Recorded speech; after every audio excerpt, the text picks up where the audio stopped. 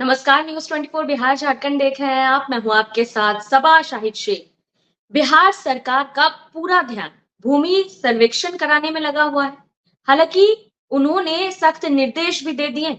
ऐसा कहा जा रहा है कि विधानसभा चुनाव से पहले भूमि सर्वेक्षण हो जानी चाहिए। लेकिन ऐसे में सवाल ये उठता है कि क्या अधिकारी ठेकेदार जो हैं वो सीएम नीतीश कुमार की बात सुनेंगे? क्योंकि हालांकि आपने अभी कुछ दिनों पहले ही देखा होगा कि सीएम नीतीश कुमार को कैसे सीएम नीतीश कुमार ठेकेदारों के भी पैर छूने लगे। तो चलिए इन्हीं तमाम बातों पर आज विस्तार से चर्चा करेंगे। चर्चा के लिए हमारे साथ तमाम गेस्ट जुड़ रहे हैं। हमारे साथ जुड़ रहे हैं हमारे associate editor Amitabh Kumar ji, BJP प्रवक्ता प्रीति शेखर जी, आरएलएम प्रवक्ता रामपुकार सिन्हा जी, आरजेडी प्रवक्ता प्रमोद सिन्हा जी, रिटायर्ड आईएएस ओम प्रकाश यादव जी। आप सभी का बहुत बहुत स्वागत है। सबसे पहला सवाल मैं अमिताभ जी से लेना चाहूंगी। अमिताभ जी, जो टारगेट था नीतीश कुमार का, क्या वो पूरा होगा? देखिए, नीतीश कुमार के लिए अभी सरकार ने भी कह दिया है कि उनके लिए शीर्ष प्राथमिकता में भूमि सर्वेक्षण करना है। और पिछले दिनों जिस तरीके से राजस्व विभाग के कार्यक्रम में मुख्यमंत्री नीतीश कुमार ने अधिकारियों को कहा था कि वो चाहते थे कि जल्द से जल्द पूरा हो जाए, और अधिकारियों के पैर पकड़ने तक की बात भी कर रहे थे और कहते किसी भी हाल में इसको 1 साल में चुनाव के पहले पूरा कर लीजिए, और जून 2025 का डेडलाइन दिया गया है इस पूरे भूमि सर्वेक्षण के काम को करने के लिए। लेकिन जो अभी जो स्थिति है, 2012 में ये प्रपोजल आया था और उसके बाद 2019 में काम शुरू हुआ था, और फर्स्ट फेज में बिहार के 20 जिलों में भूमि सर्वेक्षण को लेकर काम शुरू हुआ था और सेकंड फेज में 18 जिलों में काम होना था। लेकिन अभी तक यह काम पूरा नहीं हो पाया है। कई इसमें समस्याएं आई थी, मैन पावर की कमी आई थी, अधिकारियों की कमी आई थी, और अब एक बार फिर जब नीतीश कुमार की नाराजगी सामने आई, उन्होंने शक्ति बरती। अब नतीजा यह है कि मुख्य सचिव ने कल बैठक की है और उसके बाद तमाम जिलाधिकारियों को कहा है कि वो हर सप्ताह रिपोर्ट भेजेंगे और रिपोर्ट में बताएंगे किस तरीके का काम में क्या प्रगति हुई है, और हर अंचल कार्यालय में एक कैंप कार्यालय खुलेगा और तमाम बातें की हैं। लेकिन देखिए, ये भूमि सर्वेक्षण करने में कई परेशानी है, और हमारे साथ इस पैनल में डॉक्टर ओम प्रकाश यादव जी भी हैं, जो इस काम से भी जुड़े हुए थे और बड़ी गहरी नजर भी इनके पास है, बड़ी जानकारी भी इनके पास रहती है। तो ओम प्रकाश जी से हम इस मामले में डिस्कस करेंगे। लेकिन ये देखिए, ये बड़ा मामला है। जिस तरह से जातीय गणना के बाद ये नीतीश कुमार का दूसरा मास्टर स्ट्रोक है, जो चाहते हैं कि विधानसभा चुनाव के पहले ये भूमि सर्वेक्षण वाला काम हो जाए, तो एक बड़ा मास्टर स्ट्रोक उनका माना जा रहा है। हालांकि इसको लेकर बीजेपी जब अब साथ में है तो वो कर रही है कि इसमें कोई बड़ी बात नहीं है। नीतीश कुमार की दूरदर्शी सोच का नतीजा है कि वो चाहते हैं कि भूमि सर्वेक्षण का काम बिहार में जल्द किया जाए। तो हम आगे भी इस चर्चा में जब बात करेंगे तो ओम प्रकाश यादव जी से समझेंगे कि किसमें क्या परेशानी है। लेकिन पॉलिटिकल बयानबाजियां भी इसमें खूब हो रही है, तो हम चाहेंगे कि जो हमारे जो पॉलिटिकल गेस्ट हैं उनसे भी इस मामले में समझा जाए कि पहले कि वो क्या देख रहे, किस रूप में देख रहे हैं। जी, चलिए ठीक है अमिताभ जी, फिर आपका रुख करेंगे। सीधा रुख करते हैं आरजेडी प्रवक्ता प्रमोद सिन्हा जी का। प्रमोद सिन्हा जी, क्या लगता है नीतीश कुमार ने जो वादा किया था वो पूरा हो पाएगा?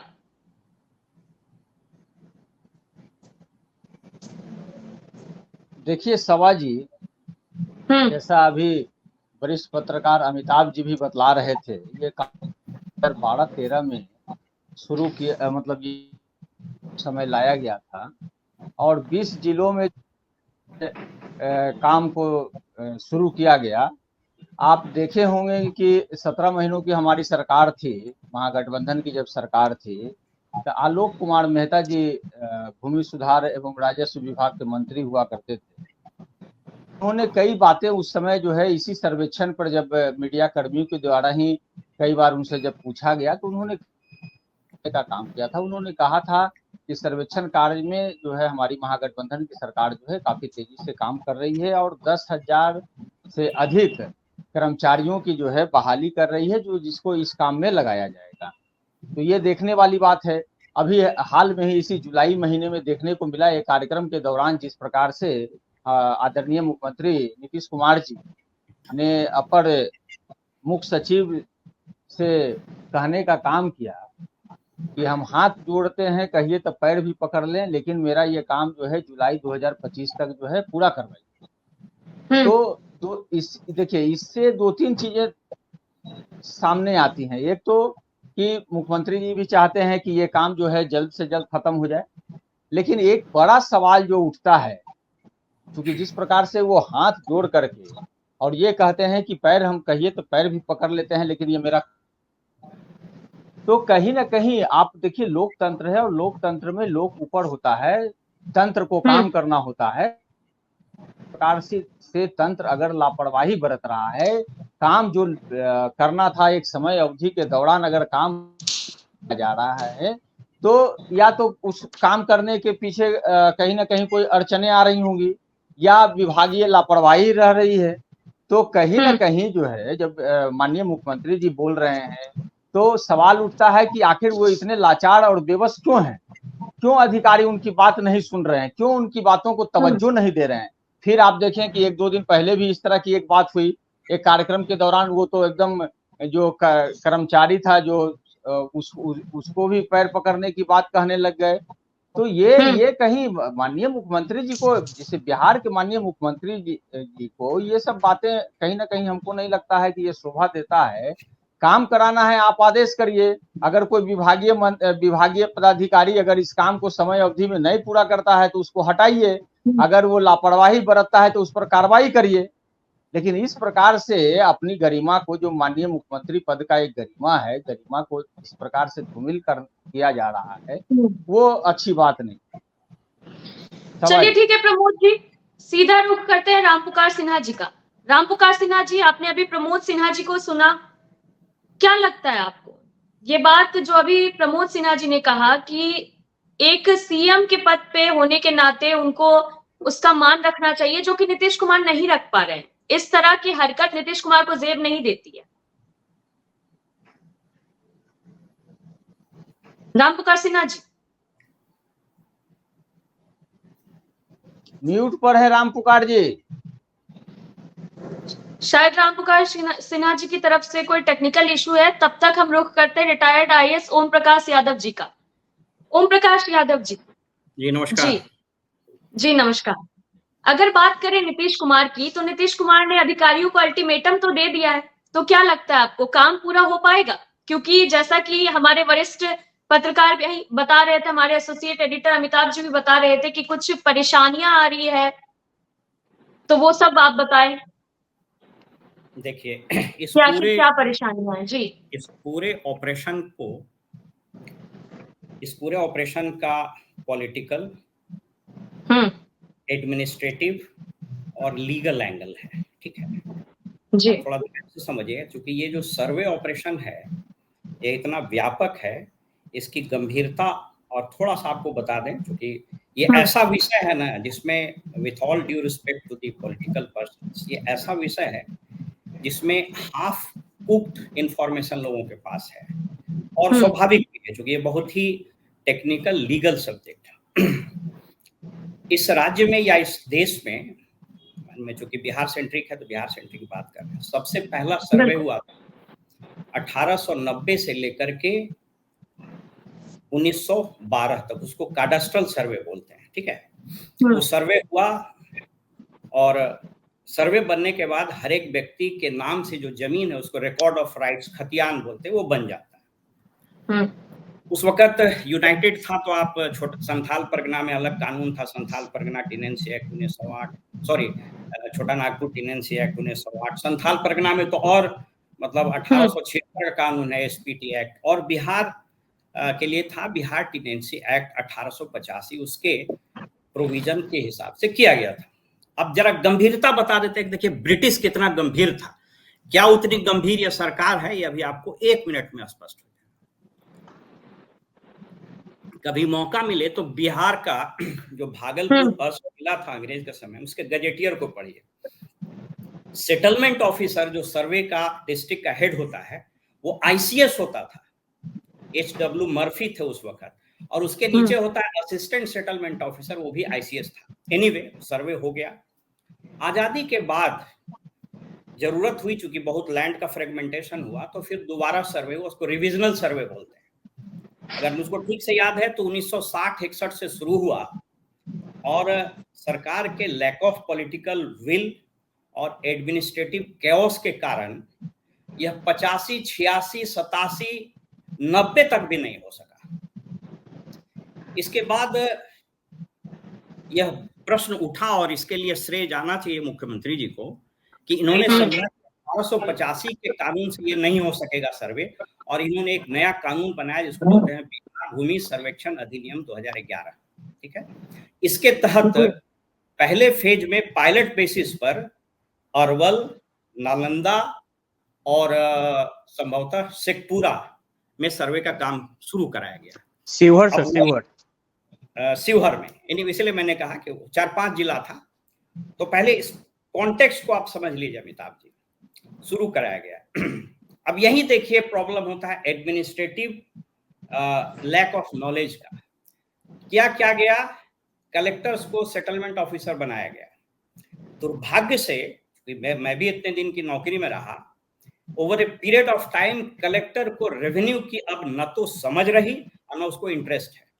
परिणाम ये हुआ कि 2011 में जो कानून बना और इतना बढ़िया टेक्नोलॉजी, इसको डीजीपीएस टेक्नोलॉजी से ये सर्वे हो रहा है जो इंग्लैंड में जमीन का सर्वे होता है। बहुत लोग इस जानकारी के लिए आप लोगों को जानना चाहिए, बहुत अच्छा स्टेप था, लेकिन एडमिनिस्ट्रेटिव प्रिपेयर्डनेस नहीं हुई, उसके चलते पूरा कैओस हो गया। एक जिले में तो शिकायत आई कि जितना जमीन था जमीन पर उससे ज्यादा का खतियान बट गया, आनंद फानन में उसको खत्म किया गया। और फिर बात आई कि नहीं, ये डेडिकेटेड सेटलमेंट ऑफिसर की नियुक्ति की जाए। अब जरा देख लीजिए खेल। उस वक्त के मुख्य सचिव, हमने सलाह दिया था, उस वक्त के मुख्य सचिव ने क्या किया कि इनको लगा कि देखिए, याद रखिए मैंने कहा एडमिनिस्ट्रेटिव, तो सर्वे सेटलमेंट के लिए अगर यंग ऑफिसर नहीं रहा, जिसके पास अथॉरिटी नहीं रही, क्योंकि ये बहुत टफ काम है, फील्ड में काम करना पड़ता है, लॉ एंड ऑर्डर के भी इश्यूज आते हैं। अब आईएएस की पूरी लॉबी जो थी उस वक्त, उन लोगों ने क्या किया कि वैसे लोगों का सेटलमेंट ऑफिसर में पोस्टिंग किया जो 6 महीना, साल भर, 4 महीना में रिटायर करने वाले।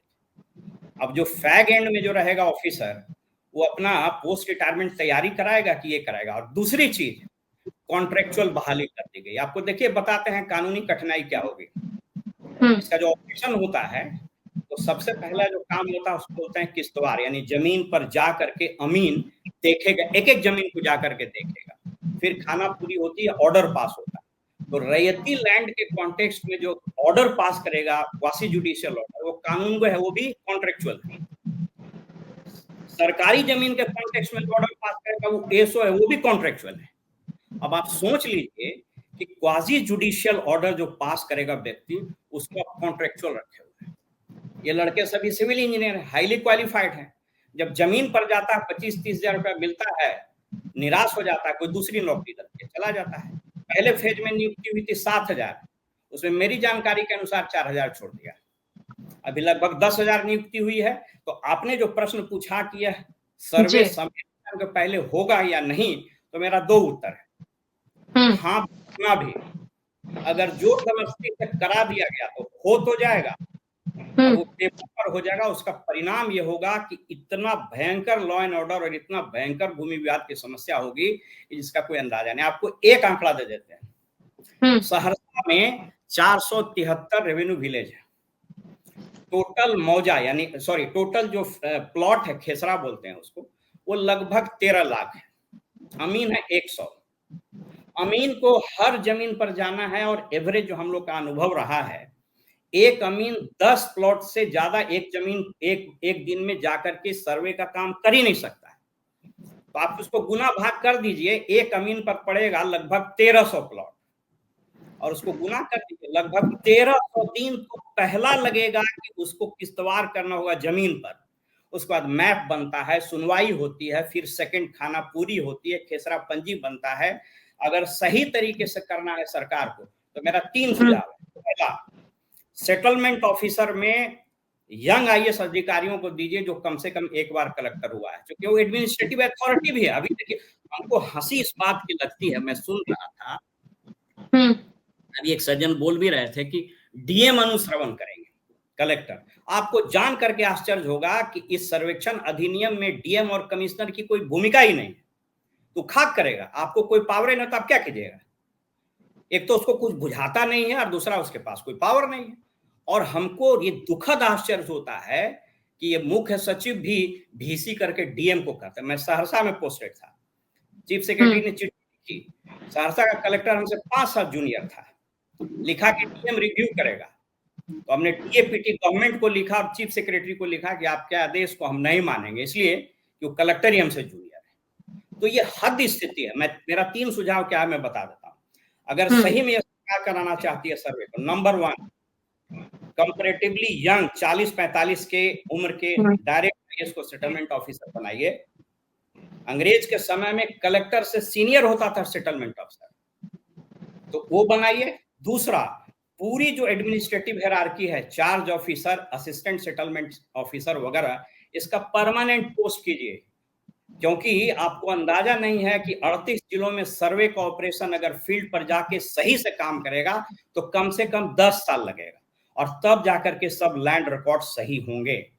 और अगर जैसा आनंद फानन में आजकल तो दिक्कत यह है कि हाकिम बोल दिए कि कर देना है तो कर देगा, पेपर पर कर देगा, टेबल पर कर देगा, और उसका परिणाम वही होगा जो 2011 में हुआ, और ये पूरा कैओस हो जाएगा और पूरी अव्यवस्था फैल जाएगी और भयानक लॉ एंड ऑर्डर का प्रॉब्लम होगा और लैंड डिस्प्यूट्स होगा। तो this is all from my side.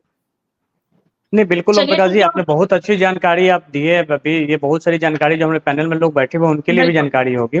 लेकिन प्रीति शेखर जी हम लोग साथ जुड़ी हैं बाद में, तो प्रीति जी से हम ये जानना चाहेंगे। प्रीति जी, जिस तरीके से बार बार भूमि सर्वेक्षण की बात हो रही है, की करने की बात हो रही है, और अब सरकार ने एक डेडलाइन फिक्स कर दिया है कि 25 जून 2025 तक ये काम पूरा कर लिया जाना है, लेकिन कई भी संगतियां हैं, कई इसमें समस्याएं हैं जो सामने आ रही है। ओम प्रकाश जी हमारे साथ इतने सीनियर आईएएस अधिकारी रहे हैं, हाँ, तो उन्होंने भी पूरी बात बताई है। आपको क्या लगता है, ये पॉलिटिकल एजेंडा सिर्फ है या फिर इसे कुछ बड़ा मास्टर स्ट्रोक नीतीश कुमार का मान सकते हैं?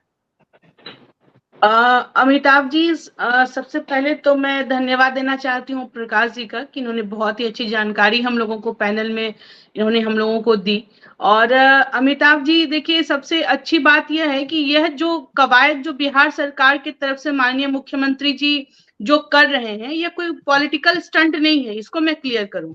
ये एक कह सकते हैं कि एक मतलब कि हमारे जो भी सामने आ रही है पूरे प्रशासन के सामने, जो सबसे एक व्यवस्था सामने आ रही है कि लोगों में अपराध जो बढ़ रहे हैं वो कहीं ना कहीं भू विवाद से जुड़े हुए होते हैं। अगर हम अपराध की बात करते हैं वो कहाँ से जनरेट होता है, तो हम कई जगह ऐसा देखते हैं कि वो जो ग्राफ होता है, आपस में जो लड़ाई होती है वो उसकी एक बहुत बड़ी वजह होती है। और माननीय मुख्यमंत्री जी ने इसको कोट किया था और इसके लिए कवायद से चलिए पहले भी होता आया है। तो अब जबकि भू सर्वेक्षण का काम की जिम्मेदारी नीतीश जी ने कोई पॉलिटिकल स्टंट के तहत नहीं किया है, बल्कि एक समाज में निरंतर जो एक सुधारवादी प्रक्रिया चलनी चाहिए किसी भी राजकाज में, किसी भी राजनेताओं के द्वारा, उसी के तहत यह काम किया जा रहा है, इसको मैं स्पष्ट करना चाहती हूँ। और दूसरी बात कि यह इस सबसे जो बड़ा क्वेश्चन है कि आप लोगों ने जो किया है कि इस सर्वे का काम समय पर पूरा होगा कि नहीं, तो बिहार सरकार इसके लिए बहुत ही तत्पर है। इसके लिए 10,000 नए सर्वेयर की टीम तैयार की जा रही है। आपने देखा होगा कि अमीन की भी नियुक्ति की जा रही है। तो इस सर्वे को कंप्लीट कराने के लिए जो भी प्रोसीजर होने चाहिए, उसमें जो भी संसाधन लगने चाहिए, और उसके लिए पूरी तैयारी सरकार की तरफ से चल रही है, उसमें कहीं से कोई चूक नहीं हो रही है। सबसे अच्छी बात यह है कि अगर हम निकट भविष्य में हम एक क्लिक से किसी भी कृषि योग्य भूमि या फिर कहीं के भी जमीन के बारे में हम अगर जानकारी प्राप्त कर लें तो ये बहुत बड़ी उपलब्धि होगी। तो बिहार सरकार में ये जो सर्वेक्षण का काम चल रहा है वो नियत समय पर हो, इसके लिए माननीय मुख्यमंत्री जी चिंतित हैं। चूंकि एक ओम प्रकाश जी ने भी बहुत अच्छा ध्यान आकृष्ट कराया कि मतलब यह कोई ऐसा नहीं कि वन शॉट डील तो है नहीं, मतलब कह सकते हैं सतत प्रक्रिया है जो कि चलती रहनी है और समय पर हो जाए यह काम। इसके लिए मुख्यमंत्री जी अपने अधिकारियों को लगातार चेतावनी दे रहे हैं या उनसे कह रहे हैं कि आप जल्द से जल्द इस काम को पूरा करें। तो इसके होने के बाद एक क्रांतिकारी परिवर्तन देखने को मिलेगा।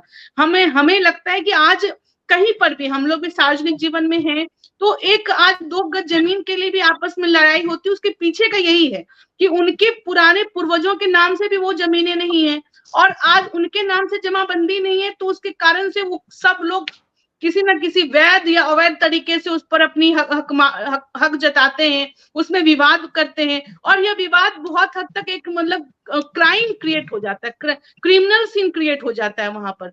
तो अगर ऐसा कुछ हो जाएगा कि लोगों का सर्वे हो जाएगा, सही सही आंकड़े आ जाएंगे, वो डिजिटलाइज हो जाएगा, लोगों को एक क्लिक में मालूम पड़ेगा, तो प्रशासन को भी सहूलियत होगी इसके निराकरण के लिए, और कोई भी जो कि उपयुक्त व्यक्ति है, जो एक होल्डर है उस होल्डिंग का, उसको सही तरीके से उसका एक हक हुकूक मिल पाएगा। और निकट भविष्य में बिहार सरकार भी जो भी प्रोजेक्ट आएंगे, कोई भी परियोजना की बात कर ले, डेवलपमेंट की बात कर ले, वो कहीं ना कहीं वो उसमें सबसे बड़ा फैक्टर लैंड होता है। तो लैंड के अगर हमारे पास सही होगा, उसका हमारे पास पूरा उसकी जानकारी होगी, तो सरकार निकट भविष्य में किसी भी परियोजना को मतलब कम समय में धरातल पर लागू कर सकती है। उसके लिए फिर जैसा ऐसा नहीं कि अभी अधिग्रहण करना है, हम आए दिन देखते होंगे कि यहाँ अधिग्रहण में समस्या आ रही है, तो वहां भूस्वामी धरने पर बैठ रहे हैं, उनको ये मुआवजा नहीं। तो एक तरीके से सरकार के कंट्रोल में होगा कि जो निकट भविष्य में जो भी परियोजनाएं चलाई जाएंगी, बड़े बड़े प्रोजेक्ट्स या उद्योग धंधे लगाने हैं, तो सरकार भूस्वामी से उसके कंसेंट लेकर अपने तरफ से त्वरित कार्रवाई कर सकती है। तो ये एक मील का पत्थर साबित होगा अमिताभ जी। लेकिन पिछली जी इसमें ओम प्रकाश जी ने बोला कि इसमें ये जो प्रक्रिया है उसमें जल्दबाजी कहीं से उचित नहीं है, क्योंकि इसके दुष्परिणाम भी सामने आएंगे। हाँ ओम प्रकाश जी बोल रहे थे आपको। Sorry to interrupt you. देखिए एक चीज समझिए, बात कहते हैं कि किसी भी निर्माण या किसी भी अचीवमेंट के लिए दो चीज की जरूरत होती है, तकनीक और नियत। ठीक है, आपको एक एग्जांपल देते हैं। अंग्रेजों के समय में तो तकनीक बहुत कमजोर था, नियत था, तो वो पुल अभी भी चल रहा है। अभी तकनीक बहुत बढ़िया हो गया, नियत खराब हो गया, गिर जा रहा है। आप इसको समझने की कोशिश कीजिए कि जो लोग इस पूरे ऑपरेशन को हेड कर रहे हैं, land and revenue had never been in the focus of the government. मतलब हम बड़ा दुख होता है, क्योंकि लास्ट मेरी पोस्टिंग में chairman open school examination board था, कई जिलों में रहा, मैंने कई किताबें लिखी है, 2002 से ऑनवर्ड्स IAS को पढ़ाया है मैंने, कैसे चलता है, इतनी कई चीजें हमने लिखी है। एक चीज बड़ा दुख होता है अमिताभ जी, कहता है कि अगर आपको न सुनने की आदत नहीं हुई ना, तो फिर बड़ा घातक होगा। हम देखते हैं मीटिंग में या जब हम लोग जाते थे, अगर मुख्यमंत्री पॉलिटिकल एग्जीक्यूटिव है and with all due respect, उन्होंने अगर कुछ कहा और वो अगर फिजिबल नहीं है या उसमें कोई कठिनाई है, तो ये दायित्व तो उन अधिकारियों का है जो उनके साथ रहता है, उनको ये बताना चाहिए कि नहीं ऐसे नहीं हो सकता है। अब जैसे इन्होंने कहा कि एकदम इलेक्शन तक कर दीजिए, इट इज इम्पॉसिबल। और अगर कर दिया तो आप 1 साल के बाद इसी पैनल में हमको बुलाइएगा और हम आपको बता देंगे कि क्या होगा उसका परिणाम। आपको मैंने एक एग्जाम्पल दिया ना कि 1300 प्लॉट, 13,000 प्लॉट पर एक अमीन को जाना है, और 10 प्लॉट से ज्यादा अगर वो चला गया, उसमें भी 3 बार उसको जाना होगा। तो पहली तो ये समस्या, और दूसरी कि वो जो क्वाजी जुडिशियल ऑर्डर पास कर रहा है, आप समझ रहे हैं, यह जमीन आपका टाइटल हो जाएगा इस पर, इतना बड़ा ऑर्डर पास कर रहा है जिसके लिए सिविल कोर्ट में वर्षों लगते हैं और जज साहब होते हैं, वो एक कॉन्ट्रेक्चुअल आदमी को आप दे दिए।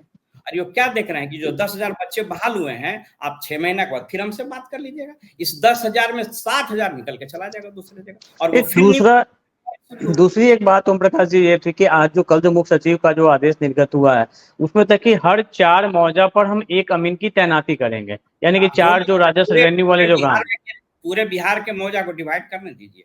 देखिए आपको एक चीज बता रहे हैं, सरकार में जो संवाद होते हैं ना, ये कम्युनिकेशन का जो संप्रेषण के तरीके होते हैं, उसको थोड़ा सा समझ लेना चाहिए। आमतौर पर पॉलिटिकल पर्सन उसको नहीं समझते और अपेक्षा भी नहीं की जाती है। सबसे पहले होता है कॉन्स्टिट्यूशन, उसके नीचे होता है एक्ट, उसके नीचे होता है रूल, उसके नीचे होता है रेगुलेशन, और उसके नीचे होता है circular. You can not override the provisions of law with the help of circular. निर्देश जारी कर दिया, क्या निर्देश जारी कर दीजिएगा? अरे भाई, उस एक्ट में कलेक्टर को पावर ही नहीं है। उस एक्ट में प्रोविजन है कि किस्तवार में इतना समय देना पड़ेगा। उस एक्ट में प्रोविजन है कि अगर ड्राफ्ट पब्लिकेशन हुआ तो 1 महीना समय देना ही पड़ेगा। आप कहिएगा 10 दिन में कर दीजिएगा, मजाक है। लेकिन ओम प्रकाश जी एक जो अभी IAS अधिकारियों का खासकर जिलों में जो पोस्टिंग होती है, तो जो नोटिफिकेशन सरकार का निकलता है, उसमें दिया था जिलाधिकारी कम जिला बंदोबस्त अधिकारी का उनको चार्ज दिया जाता है कई जिलों में। ऐसा इसलिए किया जाता है कि जिन जिलों में सर्वे नहीं चल रहा होता है, तो चूंकि सैलरी वगैरह भी देना है, तो उस कलेक्टर को ही अतिरिक्त प्रभार दे दिया जाता है। लेकिन जहां सर्वे का काम शुरू होता है, वहां पर देखिएगा अलग, यही ना लोचा है। अब अभी आप देख लीजिए, नोटिफिकेशन परसों निकला है, बेसिक ग्रेड के अफसर को आप बंदोबस्त पदाधिकारी बना दिए। अब वो DM का दिन भर जी sir, yes sir, no sir करते रहेगा। डीएम उसको कहेगा इलेक्शन कराओ, डीएम कहेगा तू जनगणना कराओ, डीएम कहेगा कि जाम हो गया उसको छुड़ाओ। This is sheer nonsense. इसलिए मैं कह रहा हूं कि जो मुख्यमंत्री जी के साथ जो हाकिम लोग रहते हैं ना, उसमें इतना गट्स होना चाहिए जो ये बताए कि नहीं सर ये फिजिबल नहीं है, इसको ऐसे करना होगा। But I am sorry to say this entire culture of saying no to the political executive have been diluted, और ये बहुत दुख होता है। हम भी इसी राज्य के आदमी हैं। अच्छा, एक और जो जनरल एक और ओम प्रकाश जी, एक जनरल परसेप्शन है, जैसे कि जब भूमि सर्वेक्षण की बात चलती है तो कई लोग हमारे स्टेट के बाहर रहते हैं, या उनके रिश्तेदार गांव जमीन बिहार में है, बाहर रहते हैं, तो उनके दिमाग में भी कुछ सवाल ये हैं, कई सवाल हमारे पास भी आए हैं कि क्या जब ये सर्वेक्षण चलेगा तो मान लीजिए कोई 3 भाई 3 बहन है, तो उनको अगर यहाँ दाखिल करें, क्योंकि जमीन जो है उनके पुरखों के नाम पे है, तो वो आखिर किस तरीके से करेंगे और कहाँ पढ़ सको? क्योंकि अरवल में और दूसरे जो जिलों में जहाँ पायलट प्रोजेक्ट के तहत ये काम शुरू हुआ था, वहां कई ऐसी जमीनें चली गई, डिस्प्यूटेड लैंड करार दिया गया, और वो परिवार वहां परेशान हो रहे हैं। तो इनका निदान कैसे निकलेगा इतना कम टावर में, इतने कम समय में जब ये चलेगा? आप प्रक्रिया की बात उठाई, आपने सही कहा। देखिए ऐसा समझिए कि प्रोसेस इतना बढ़िया एक्ट बनाया है सरकार ने, और जो टेक्नोलॉजी अपनाई गई है वो बहुत बढ़िया। देखिए आप नॉलेज का अभाव और सारी चीज बताते हैं। इसका प्रक्रिया देखिए कैसे शुरू होता है, आपको 2 मिनट में एक्सप्लेन कर देते हैं, क्योंकि हम अधिकारियों को हम पढ़ाते भी, अब तो दूसरे राज्यों में भी हम जाते हैं इलेक्शन वगैरह की ट्रेनिंग और सारी चीजों को, मेरा अपना इंटरेस्ट रहा है। देखिए क्या होता है, जिसको तब आपको क्लियर हो जाएगा, आपका मैसेज क्लियर हो जाएगा। और ये सब चीज सरकार को करना चाहिए, उसकी ट्रेनिंग वगैरह हमने सजेस्ट भी किया था, बट समहाउ वो नहीं हुआ। देखिए जो जमीन है अभी सिर्फ पंचायतों में, पहले याद रखिए कि नगर निकायों में, और वो जो जंगल वगैरह है मिलिट्री का एरिया, उसको शैडो एरिया बोलता है, उसको छोड़ दिया गया। एरियल सर्वे हुआ, मैप आया, और वो मैप चला गया सेटलमेंट ऑफिसर के पास, तो अमीन को मिल जाएगा मौजा वाइज। अमीन पुराने सर्वे से मैप मिलान करेगा, ग्राउंड ट्रूथिंग करेगा, उसके बाद उस मैप में सुधार करेगा, उस सुधार होकर फिर वो एजेंसी मैप दे देगा। उसके बाद होगा किस्तवार, हर एक जमीन पर जाएगा। ऑनलाइन व्यवस्था की गई। आप अमेरिका में रहिए, कोई दिक्कत नहीं है, आपको म्यूटेशन कराने की भी कोई जरूरत नहीं है। अमिताभ जी 4 भाई हैं, आप अपना दे दीजिए, उसको बोलते हैं वंशावली, आप लिख करके वंशावली। 4 भाई हम हैं, हमारा ये पहले थी कि आपको एक चीज बता दें, आपने जो प्रश्न उठाया ना, इसीलिए हम आपको बताएं कि जो ऑर्डर पास होगा, अभी इसमें समय लगेगा ऐसा, और ये पहले तो हम आपको क्लियर कर दें। कोई अगर कहेगा ना कि आपका जमीन उसको दे देंगे, यह संभव है, ये नहीं हो सकेगा। जब फाइनल रिकॉर्ड ऑफ राइट, उसमें इतने चेक्स एंड बैलेंसेज हैं, लेकिन यहाँ पर दिक्कत यही है कि जो क्वाजी जुडिशियल ऑर्डर पास करेगा, इसमें 3 व्यक्ति, कानूनगो, एएसओ, ये दोनों कॉन्ट्रेक्चुअल है। और जो एसओ हैं, वो एसओ किसी की 6 महीने नौकरी, किसी की 1.5 साल नौकरी, वो बेचारा अपनी तैयारी करता है, और वो कलेक्टर के अधीन है। जबकि सर्वे का बेसिक स्टैंडर्ड है कि he has to be senior to the collector, वो कलेक्टर से सीनियर होना चाहिए उसको। आप इसीलिए मैंने कहा, आप कभी उठा के पढ़िएगा भागलपुर का सर्वे का रिपोर्ट, डिस्ट्रिक्ट गजेटियर का। आईसीएस हुआ करता था एएसओ, लेकिन ये जो अधिकारी लोग यहाँ पर हैं, आईएएस लोग, और जो खास करके इर्द गिर्द घूमे रहते हैं, एक तो उनको कुछ समझ में नहीं आता है, ना कोई इंटरेस्ट है। I am sorry to say, collector नाम है, कलेक्टर का मतलब क्या होता है? District magistrate has to function in 3 capacity.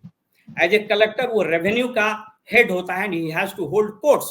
अब पता कर लीजिए 99% जिलों में कलेक्टर कोर्ट नहीं करता है, उसको फोटो खिंचाने से फुर्सत मिले तब ना। Secondly, he is a district magistrate, he has to hold courts under certain act. आपको जान करके आश्चर्य होगा, जो आर्म्स एक्ट है, जब तक डीएम उसमें सैंक्शन नहीं देगा प्रोसिक्यूशन पर, उससे चार्जशीट नहीं होगा। लेकिन देख लीजिए, एसपी साहब दरोगा को भेजेगा, डीएम साहब फट से दस्तखत कर देंगे। और तीसरा होता है डिस्ट्रिक्ट ऑफिसर। आप सोच करके देख लिए कि ये पूरे समय में जो पूरा एडमिनिस्ट्रेशन का फोकस हटा है, बस वो खाली फोटो खिंचाना है, वीडियो बनाना, उसी में लगा हुआ है। जानकारी का अभाव है। इतना बढ़िया प्रोसेस है, इसलिए मैंने कहा कि अगर ये सरकार करना चाहती है, it will take at least 8 to 9 year. अरे भाई, अंग्रेज की वो हनक थी, तब तो 10 साल लगा, और ये लोग करवा लेंगे 1 साल में। इतना भयानक समस्या होगा, जो आप बताए ना, ऐसी समस्या होगी कि जिसका आप अंदाजा नहीं लगा सकते।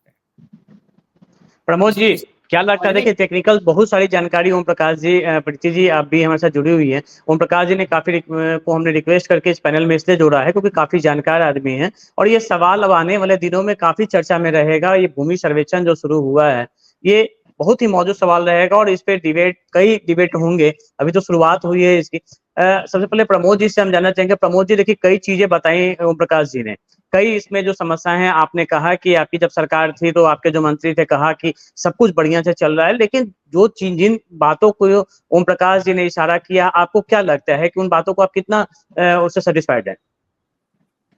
देखिए, ओम प्रकाश जी ने जिस प्रकार से सारी चीजों को स्पष्ट करने का काम किया और कुछ कई जगहों पर हम लोगों का भी ज्ञानवर्धन करने का काम किया, हम ओम प्रकाश जी को आपके माध्यम से जो है धन्यवाद करते हैं और आपको भी धन्यवाद करते हैं कि इस प्रकार से जो विश्लेषक हैं, अच्छे विश्लेषक है किसी विषय वस्तु पर, अगर वो आते हैं चैनल में डिबेट में तो उससे बहुत सारी चीजों की जानकारियां निकल करके बाहर सामने आती हैं। अब देखिए, ओम प्रकाश जी ने कई चिंताओं को भी व्यक्त करने का काम किया कि अगर इसको टाइम बाउंड में अगर हम कर दें तो ये संभव नहीं। तो सबसे महत्वपूर्ण है, अब माननीय मुख्यमंत्री जी चाहते हैं कि जुलाई 2025 तक हो जाए, क्योंकि उसके बाद जो है चुनाव है। तो कहीं ना कहीं जितनी व्यापक इसमें चीजें हैं और सूक्ष्म अध्ययन और अवलोकन का ये विषय है, एक एक चीजों पर बारीकी से ओम प्रकाश जी ने बतलाने का काम किया। तो समझने की बात यह है कि अभी आपकी जो तैयारी है, आप किस प्रकार से, राज्य सरकार किस प्रकार से इस काम को कराने के लिए तैयार है और उसकी जो काम करने की जो पद्धति है, उस पद्धति के अनुसार क्या ये साल भर में संभव है? एक बात तो ये हो जाती है।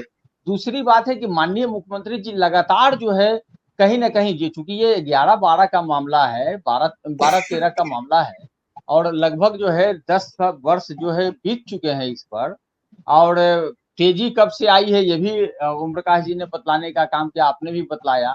तो ये समझने की जरूरत है कि किसी भी काम को, खास करके जो व्यापक काम है और जो चिंताएं जो इन्होंने व्यक्त की कि अगर हड़बड़ाहट में हम इसको जल्दीबाजी में अगर इस काम को कर लेते हैं तो इतनी परेशानियां क्रिएट होगी कि भविष्य में ये लॉ एंड ऑर्डर की समस्या पर जो आशंकाएं व्यक्त की है वो वास्तव में जो है ये चिन्हित करती है।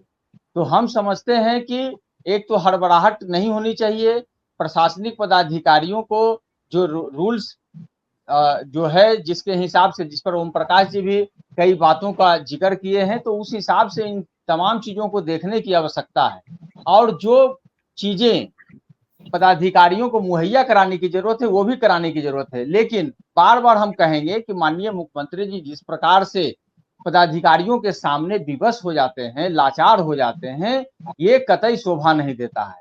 हमेशा कहते हैं कि कहिए हम हाथ जोड़ के बोलते हैं, आप कहिए तो पैर पकड़ लेते हैं। तो ये कार्य करवाने की ये पद्धति जो है ये ठीक नहीं है।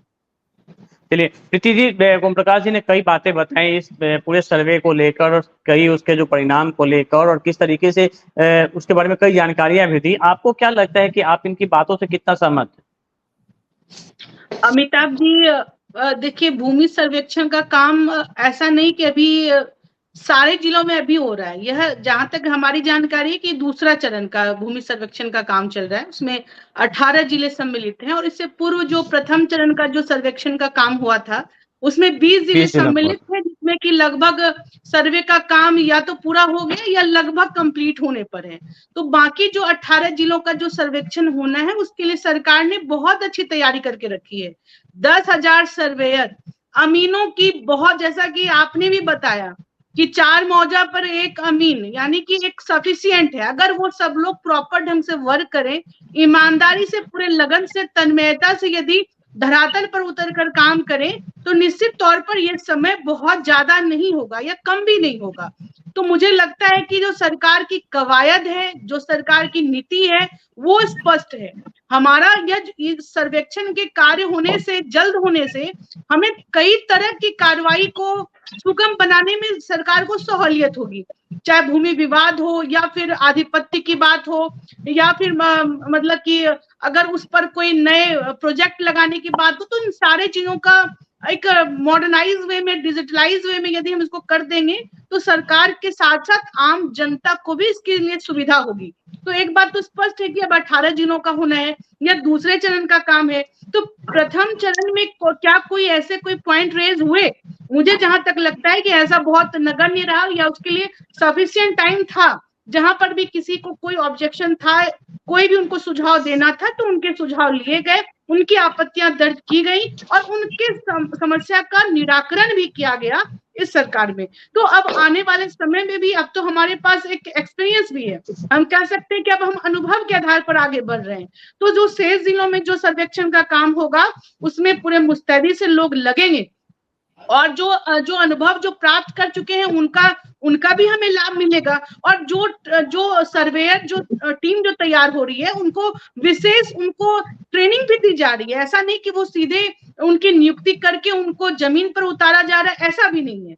तो विथ मतलब क्या प्रॉपर ट्रेनिंग हम उनको जमीन पर उतार रहे हैं। तो सरकार की सोच भी अच्छी है, उसके लिए प्रयास भी बहुत अच्छा है, उसका अंजाम अच्छा हो इसके लिए अधिकारियों की तरफ से उनका सामंजस्य, उनका सहयोग अपेक्षित है, जिसके बारे में नीतीश जी बार बार कह रहे हैं। तो हमें लगता है कि जब दोनों ही तरफ का अगर अच्छे से मेल हो जाए, हम जो चाहते हैं उसको इम्प्लीमेंट अच्छे से अधिकारी वर्ग कराएं, जो लोग इसमें प्रतिनियुक्त हो रहे हैं वो जिम्मेदारी से इस काम को लें, तो ये कोई बड़ी बात नहीं है। एक बहुत अच्छी बात है ना कि हमारी नीयत कैसी है उस पर हम भविष्य हमारा डिपेंड करता है।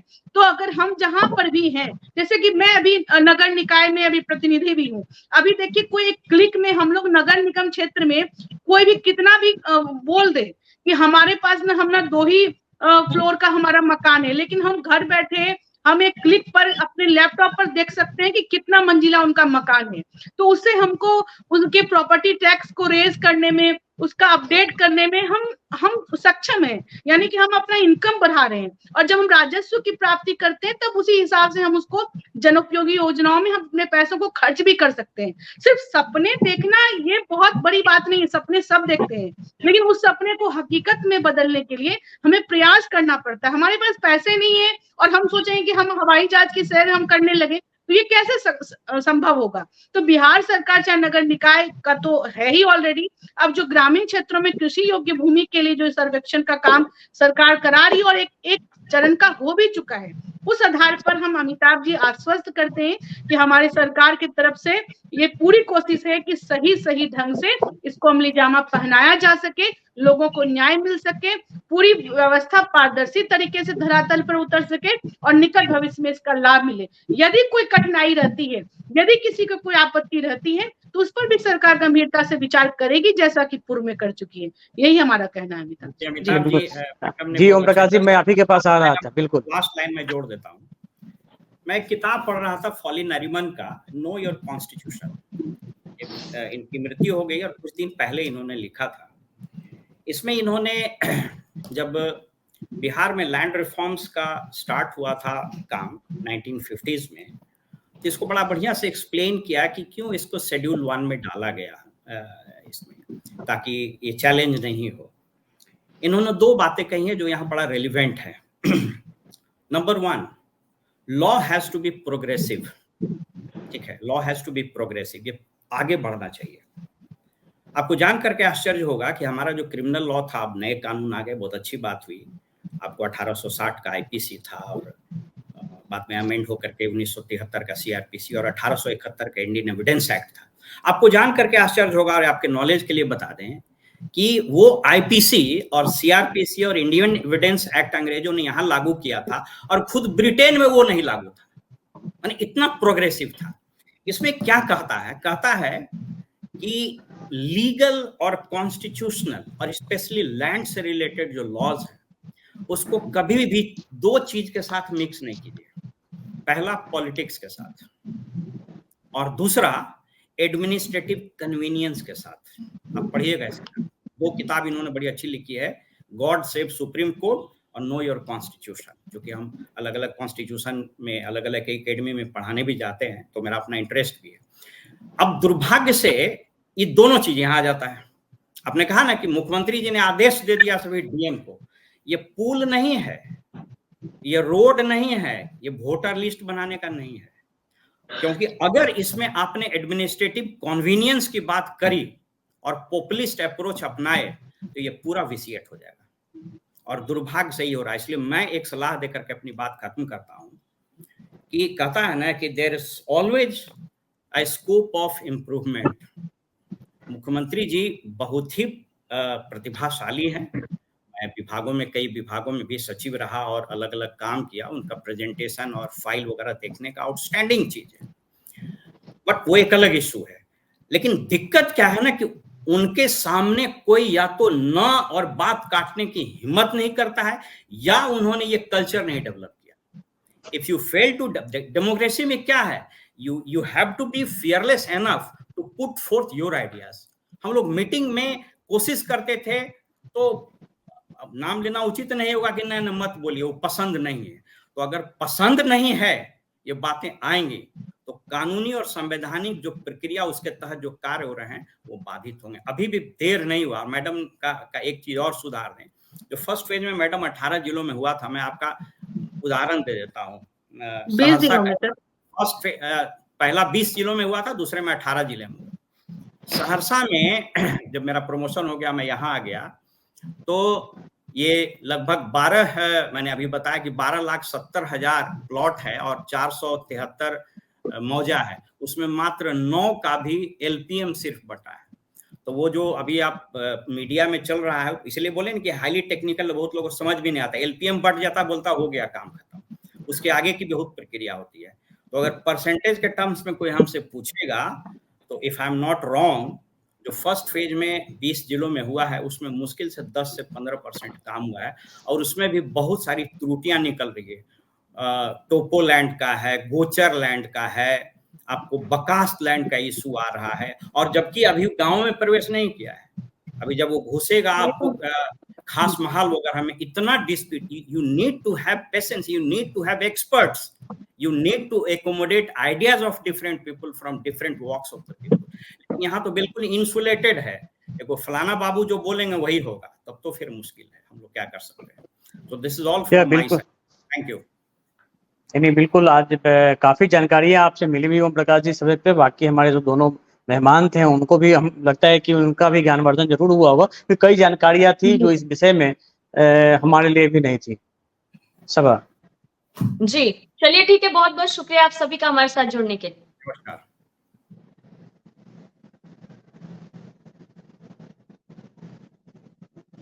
दरअसल 25 के चुनाव से पहले नीतीश कुमार ने जो वादा किया था वो पूरा होगा या नहीं, ये तो आने वाला वक्त बताएगा। हालांकि नीतीश कुमार ने अधिकारियों को अल्टीमेटम दे दिया कि 25 के चुनाव से पहले भूमि सर्वेक्षण का काम पूरा हो जाना चाहिए। फिलहाल के लिए इतना ही। देखते रहिए न्यूज़ 24 बिहार झारखंड। अगर आपको ये डिबेट अच्छा लगा तो उसे लाइक और शेयर जरूर करें। आप अपनी राय में कमेंट करके भी जरूर बताएं, और हमारे चैनल को सब्सक्राइब करना ना भूलें। नमस्कार।